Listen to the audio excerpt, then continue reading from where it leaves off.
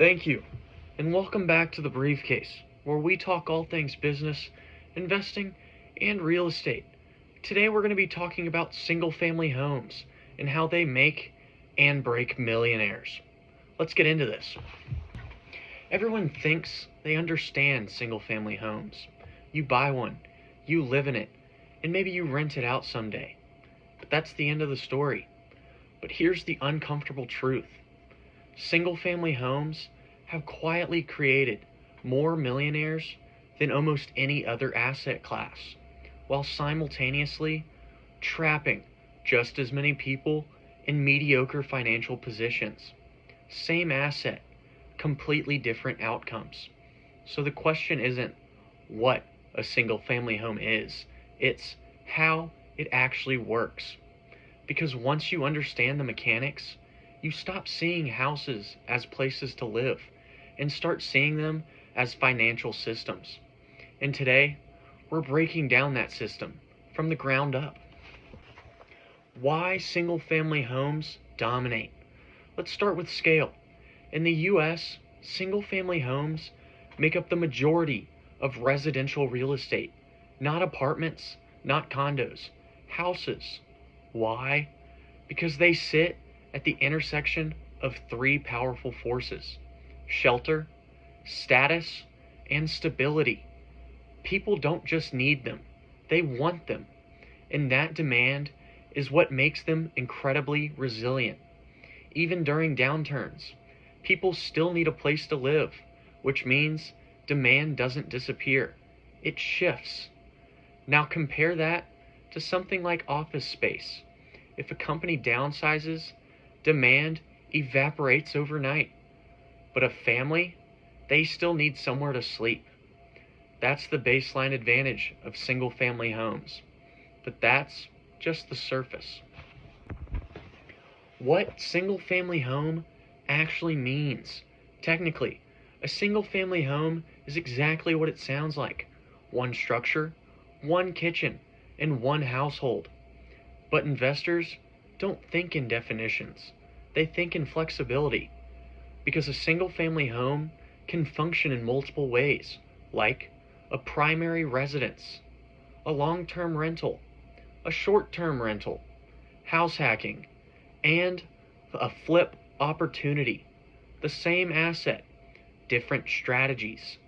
And that flexibility is what makes it so powerful. It's like owning a Swiss Army knife in a world where most people are holding one tool. The four wealth engines. This is where things get interesting. Single-family homes don't just make money one way. They make money four different ways simultaneously. Let's break this down. First comes cash flow, monthly income after expenses. It's simple, predictable, and often overestimated. Second is appreciation. The property increases in value over time. This is where most wealth is actually created. Not monthly income, but long-term price growth. Thirdly, loan paydown. Your tenant is effectively paying off your mortgage. Every payment increases your ownership. That's quiet wealth. And lastly, tax advantages. And this is where most people have no idea what's happening. Depreciation, deductions, and write-offs. You can show a loss on paper while making money in reality, which is one of the few legal ways to reduce taxable income significantly. And you put all four together, and you don't just have an investment. You have a compounding machine.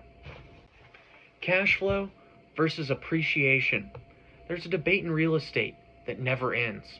Is cash flow or appreciation better? And the answer is, both matter, but they play different roles. Cash flow is survival. It keeps the property afloat, pays the bills, and protects you during downturns. Appreciation is where wealth explodes. Let's say a property increases 100 grand over time. You didn't earn that monthly. You didn't clock in for it. It just happened. Now multiply that across multiple properties. That's how portfolios scale.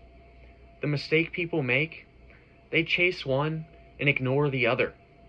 Smart investors balance both. Tax advantages. This is where thinking like a CPA changes how you see real estate entirely. Because real estate isn't just about income, it's about how that income is treated. Depreciation allows you to deduct the value of your property over time, even though the property might be increasing in value. Yes, you heard that correctly. The IRS lets you treat a rising asset as if it's losing value, and that difference is where strategy lives. Then you also have mortgage interest deductions, property tax deductions, and cost segregation, which can accelerate depreciation dramatically. This is why high-income earners gravitate towards real estate, not just for returns, but for efficiency. Financing and leverage. Here's the part that separates real estate from almost every other investment. Leverage. You don't need 100% of the money. You might only need 5, 10%, or even 20. And yet, you control 100% of the asset. If the property goes up 10% in value, your return isn't 10%. It can be 50%, 100%, or more, depending on your leverage. Of course, leverage works both ways, but if used correctly, it's one of the most powerful wealth-building tools in existence. The hidden risks. Now let's talk about what no one likes to mention. Single-family homes feel safe, but they're not risk-free. The risks are vacancy risk, maintenance surprises, tenant issues, and market shifts. And the biggest one, liquidity. You can't sell a house instantly, which means if you need cash quickly, you're stuck. The danger isn't the asset, it's misunderstanding it. Institutional buyers. Here's where things get serious. Large institutions like BlackRock, hedge funds, and private equity are buying single-family homes at scale, not because they're emotional, because the math works. They see what most individuals don't: stable demand, predictable income, and long-term appreciation. And when institutions start buying your simple asset, it's usually a signal. How to actually start. So where do you begin? Not with 10 properties, not with a massive portfolio. You start with one, and you learn how deals are analyzed, how financing works, and how tenants behave, and most importantly, how you operate as an investor. Because real estate isn't just about properties, it's about decision making. Quick fun fact about single family homes that might completely change how you look at real estate. Did you know that over 90% of millionaires in the United States built their wealth through real estate? And for a huge chunk of them, it started with single family homes. But here's the twist. That same asset class is also responsible for wiping out thousands of aspiring investors every year. Why? Because single-family homes are the easiest entry point into real estate, but also the most deceptive. On the surface, it feels simple. Buy a house, rent it out, collect cash flow, but behind the scenes, you're dealing with vacancy risk, tenant turnover, and maintenance spikes, and zero economics of scale. In fact, one vacant single-family home means 100% income loss. But in a 20-unit building, losing one tenant is only a 5% hit. So the same property type that creates millionaires can also quietly drain your capital if you don't understand the game. And that's exactly why some investors scale into empires, while others get stuck owning a handful of assets that actually hold them back.